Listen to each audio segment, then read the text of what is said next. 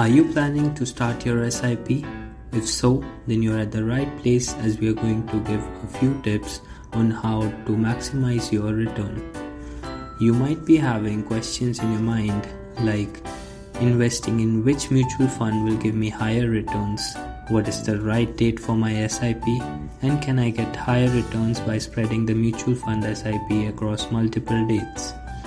Well, the answer is that SIP date does matter. Let me first explain you what SIP is. SIP stands for Systematic Investment Plan, which is a recurring investment of a fixed amount that directly gets debited from your account on a predefined date. However, it enables you to lower the average cost and reduce the risk of your investment by spreading your purchase price over time through rupee cost averaging, giving you higher returns in the future. Now the question comes, how can I maximize my return? Well, obviously it is very important to select the best performing mutual funds according to your desired investment tenure. For that, there are various factors that needs to be considered. Well, if it interests you, we use an in-house developed fund ranking and recommendation logic to arrive at a unique portfolio for our client. You can visit us at www.greenladdercapital.com for more information. Coming to the second point, which is to spread your mutual fund SIP over multiple dates in a month. It is generally not a good choice to invest during the start of the month. I know it feels more convenient to invest in the first 5 or so days of the month as your salary is credited and you can easily allocate funds for your SIP. But during the start of the month, the market is flooded with money because of the same reason spoken about the convenience to allocate your funds for an investment with your salary just credited to your account. This causes the NAV to increase and thus the total units purchased will be lesser.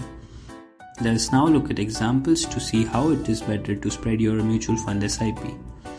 The table shows the return if you would have started your SIP 5 years from today. There are 2 cases considered. One where your SIP start date is 1st of every month and the other where your mutual fund SIP is spread across 4 dates, that is 8th, 15th, 22nd and 25th of every month. The funds considered are Axis Blue Chip Fund, HDFC Focused Equity Fund, Mirae Asset Large Cap Fund. In the first case, your returns would have been 10.6, 6.8 and 9.3 respectively for the 3 funds, while in the second case, your average return would have been 10.9, 7.1 and 9.5 for the respective funds. This gives you a slightly extra return. Let us consider another example with the same case and the same time frame of investment but with mid-cap funds. The funds considered here are Axis Mid-Cap Fund, Franklin India Prima Fund and Invesco India Mid-Cap Fund.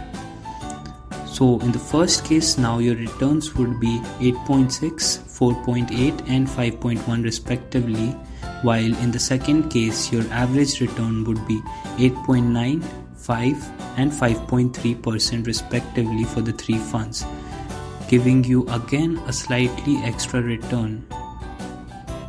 This time, now let's look at small cap funds. The funds here are Axis Small Cap Fund, HDFC Small Cap Fund and SBI Small Cap Fund.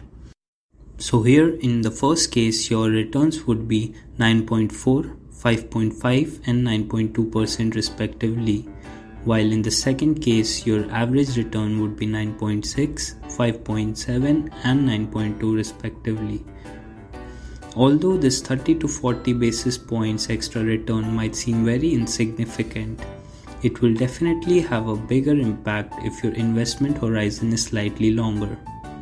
We need to look at this with the right portfolio mix where alpha, which is the additional risk adjusted return, can be much higher vis-a-vis your passive SIP investment strategy. The objective of this analysis is to drive the message that an active SIP investment strategy can pay off by providing you a higher return on your investment.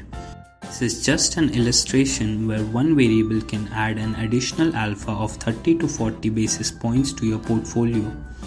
Our fund ranking algorithm develops the best strategy for you to get more return on your SIP by considering all the variables. We, as a wealth advisory firm, construct a portfolio for a client in the line with his or her risk appetite. That's it in the video. If it did help you, please give it a like and do share it. And you can visit us at www.dreamladdercapital.com.